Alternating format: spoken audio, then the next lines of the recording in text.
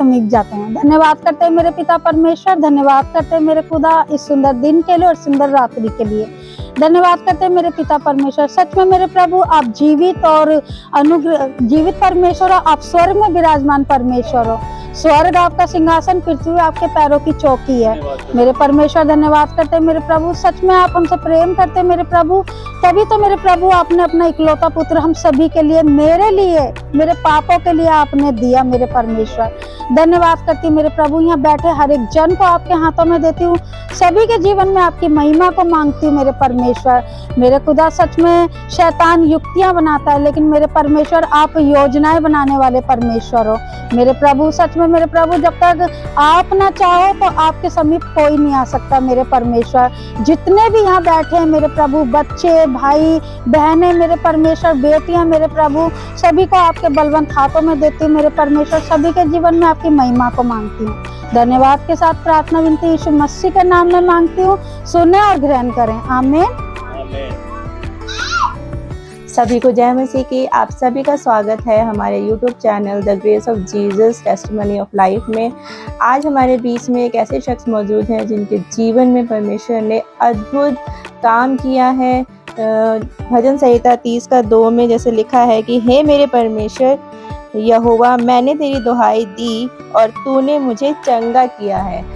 जब हम उसकी दुहाई देते हैं, यीशु मसीह को पुकारते हैं, रोते हैं, तो वो सचमुच हमारी दुहाई को सुनता है, हमारे आंसू को पोंछता है और हमारे दुख को आनंद में बदलता है। और हम स्वागत करते हैं बहन बिमला जी का, जिनके जीवन में परमेश्वर ने अद्भुत काम किया, और जानते हैं उनके जीवन में परमेश्वर ने किस प्रकार उनकी दुहाई को सुना और उनके दुख को आनंद में बदला है।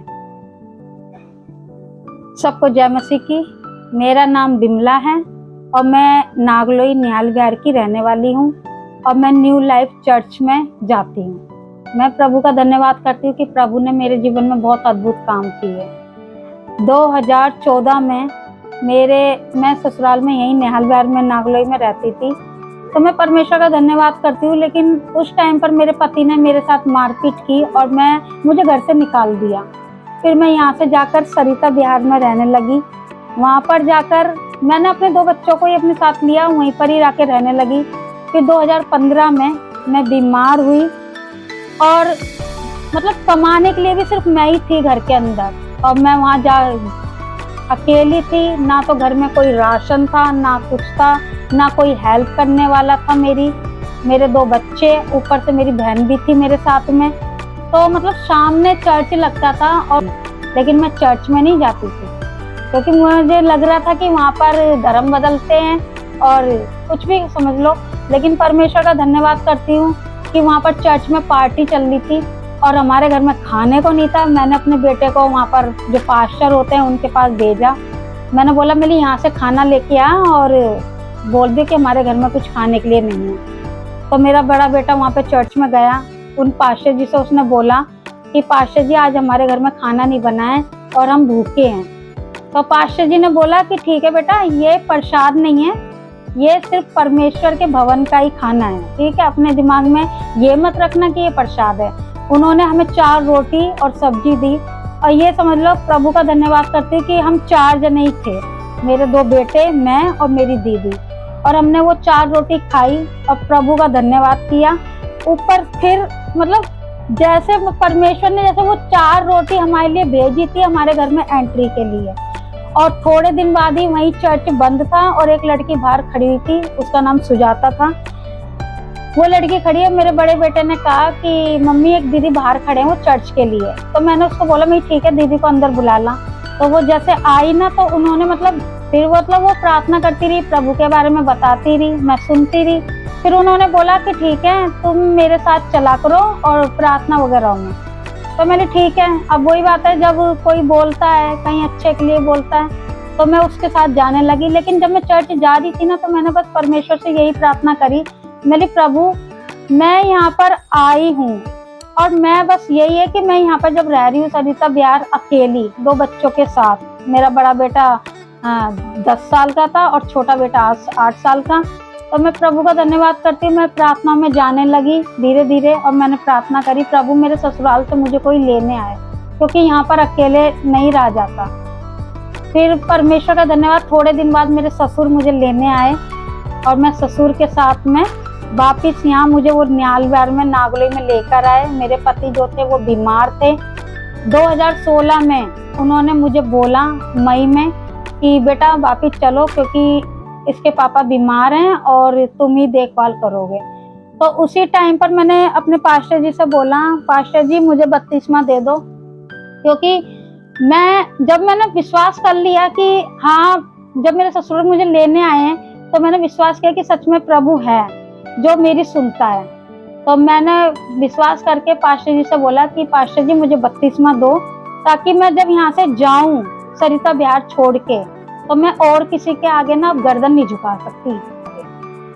तो उन्होंने बोला कि बहन अभी तुम्हें आए हुए कितने दिन हुए हैं, तुम मतलब थोड़े दिन चलो प्रभु के साथ, फिर बपतिस्मा लेना।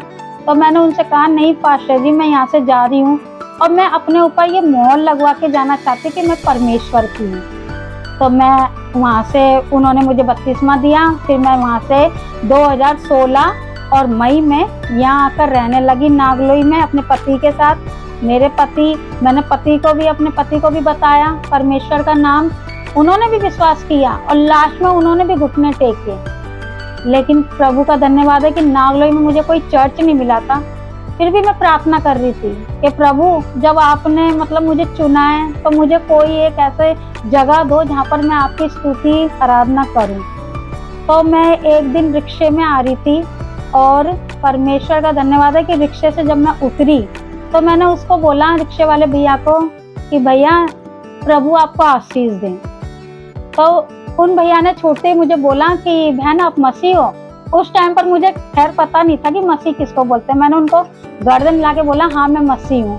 फिर मैंने उनको बोला कि भैया मुझे एक चर्च बता दो, यहाँ पर कोई चर्च हो तो उन्होंने बोला हाँ ठीक है, ये पुरानी पुलिस चौकी है, यहाँ पर एक चर्च है। धन्यवाद करती हूँ, जैसा सरिता बिहार में था ऐसा ही था। 1-2 हफ्ते में गई, दूसरे तीसरे हफ्ते में मेरे पति की देहांत हो गया, 29 सितंबर 2016 को। उस टाइम पर भी फिर मैं अकेली हो गई, क्योंकि ससुराल वाले ससुर और देवर वगैरह साथ तो देते हैं, लेकिन जिस तरीके से साथ देना चाहिए उन्होंने वो नहीं दिया। लेकिन उन्होंने समझा थोड़ा बहुत। प्रभु का मैं धन्यवाद करती हूँ कि मैं चर्च में जाती रही, बहुत दुखी थी उस टाइम पर मैं अब सबको पता है कि एक अकेली औरत कैसे जीवन बिताती है बिना पति के, साथ में 2 बच्चे, एक 12 साल का एक 10 साल का, तो कैसे जीवन बिताना है। तो उस टाइम पर मतलब संसार की अगर बात करूं, संसार में होती तो शायद मैं उस गंदगी में चली भी जाती। तो प्रभु का धन्यवाद करती हूँ कि जब एक अकेली औरत होती है तो उसको मतलब सब डुबाने के लिए ही आते हैं, लेकिन मैं परमेश्वर का धन्यवाद करती हूँ कि परमेश्वर ने मुझे गलत रास्तों पे जाने से बचाया और परमेश्वर ने मेरा साथ दिया। मैं बस हिम्मत करते हुए आगे बढ़ती गई। बस एक ही विश्वास था कि जिसने मुझे सरिता बिहार से यहाँ लेके आए हैं और जो मुझे यहाँ से भी अपने चर्च, अपने भवन में लेके गए हैं, और जिन्होंने, जब मैंने उस टाइम पर विश्वास किया था जिस टाइम पर कोई नहीं था, तो वही मेरा विश्वास उस टाइम पर भी था जब मेरे पति का देहांत हुआ। मैं सिर्फ परमेश्वर के साथ चलती गई और प्रभु ने मेरे जीवन में काम किए। संसार में जो दलदल होते उससे भी बचाया, सही रास्ता दिखाया परमेश्वर ने। और आज भी मैं परमेश्वर का धन्यवाद करती हूँ कि प्रभु ने 2014 से, और ये 2023 चल रहा है, परमेश्वर ने मेरे जीवन में इतने अद्भुत काम किए हैं कि जो भी मेरे रिश्तेदार हैं सबने ऐतराज भी किया मेरे ससुराल में कि ये तो धर्म बदल लिया इसने, ये तो पता नहीं बच्चों को कहाँ लेके जा रही है, ये तो ये कर रही है, वो तो वो, मतलब सबने मेरे ऊपर उंगली उठाई। लेकिन मैंने किसी का देखा नहीं पीछे मुड़ के कि मैं किसी को देखूं या फिर प्रभु, क्योंकि मैंने प्रभु पे विश्वास किया था उस टाइम पर, जिस टाइम पर मैं सरिता बिहार रह रही थी और कोई नहीं था साथ देने वाला। तो बाद में जब थोड़े दिन बीते तो मेरे ससुर ने खुद मुझसे बोला कि जहाँ भी जा रही है मेरे बच्चों को अच्छी शिक्षा दिलवा रही है।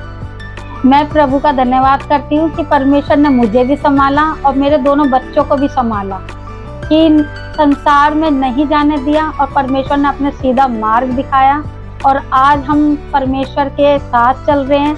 प्रभु ने हमारे हाथों को पकड़ा और बस प्रभु का धन्यवाद है।